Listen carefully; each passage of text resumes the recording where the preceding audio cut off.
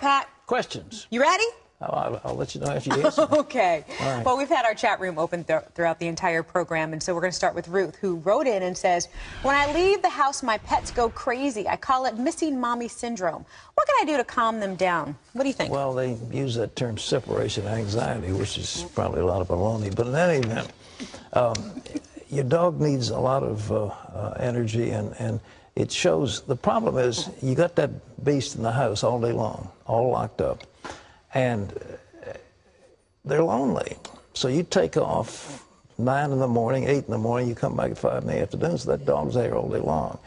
And what do? Well, they don't do much of anything except tear your house up.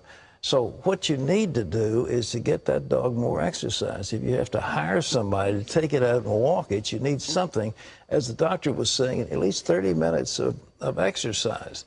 That's number one. Number two, you need... there's a training collar that you can work on a dog to get it to behave itself. Of course, in a short period of time, you can't do this all day, but for a few hours you can leave a dog in a crate, and if the dog, they have commercial crates, and they can stay in that, and if they yip and yap, that's too bad, and after a while they'll learn they got to be quiet. But that's a tough one, and the best thing is exercise. And serious training. So you say, that's not acceptable behavior, and you've got to teach them that. Okay. Okay, next question from Colin and Sharon. It says, it's obvious that you and Blue are great pals. How does your wife, I love this question, deal with such a large dog in the house, especially one who eats his own bed?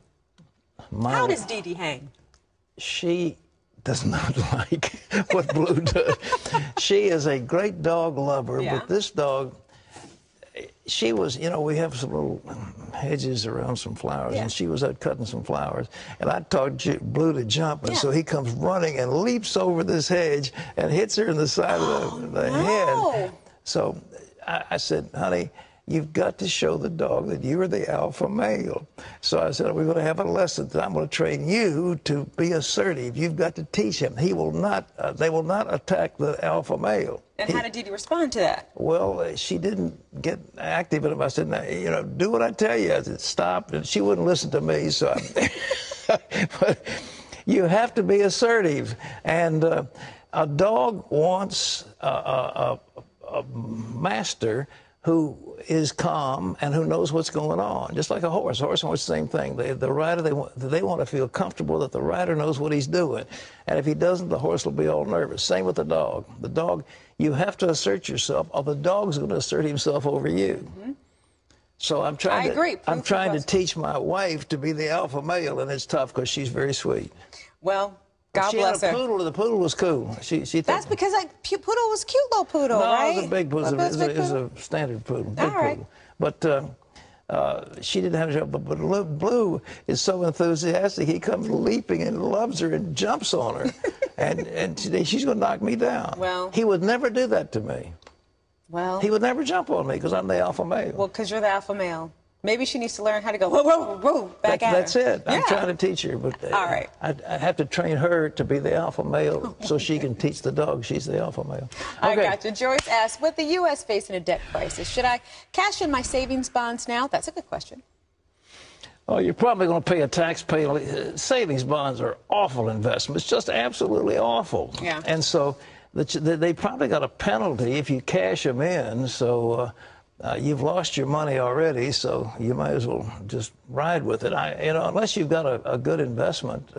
I don't know how much savings bonds you've got. I don't know what it's involved in, what percentage of your holdings or anything. But savings bonds are an absolute dreadful investment. Dreadful. I mean, you can feel all patriotic and warm inside that I helped the war effort back when we were fighting the Germans and the Japanese. But right now, no way, no way.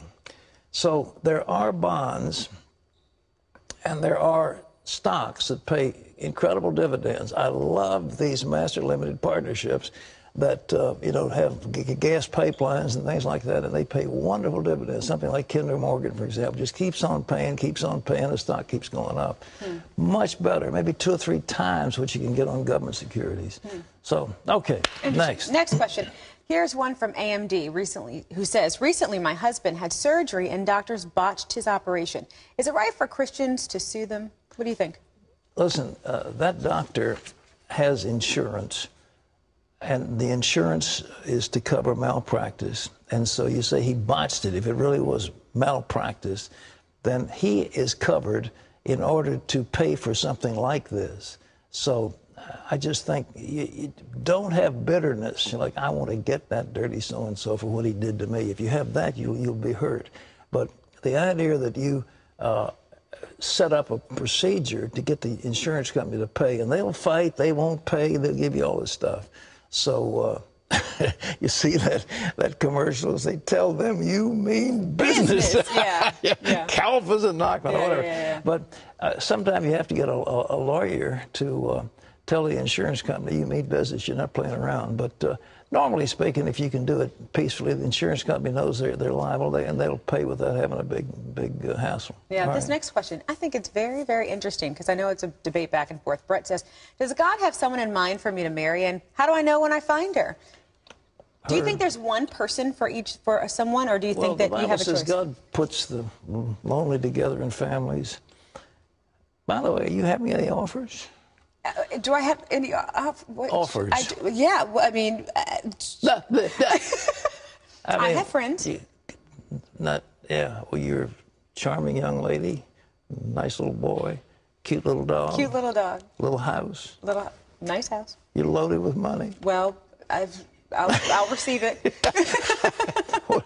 I have friends, but one day. Knocking at your door. But does God have somebody? I think the Lord can bring you the perfect person, but don't be looking for perfection. Look for the partner that will complement you, and I think God has that. Okay, what's next? That was good. Martin says the Bible, you threw me with a question, but Martin says the Bible refers to say the word. Nephilim, who are described as the sons of God and the daughters of men. Who are they? And do they still walk the earth today? I don't think so, but I've read a book that indeed they're out there and they're having children. The sons of God were angels, but I think they were fallen angels, and they looked upon the daughters of men and found that they were fair, and so they went into them and had babies with them. They had sex with women, and out of them grew a race of giants. That's what the Bible says. The Anak, the Anakim, and the Nephilim are these descendants of these fallen angels. So are they still walking the earth today? I doubt it, but there's some who write big treatises about the Nephilim. I don't think we know that much about them, but that's what the Bible has to say. The sons of God found the daughters of men and found that they were fair, and then they had babies. Huh. Crazy. Giants. Crazy. And the giants in the land, the Anakim. Yeah. I think Goliath was one of those Nephilim types. Huh.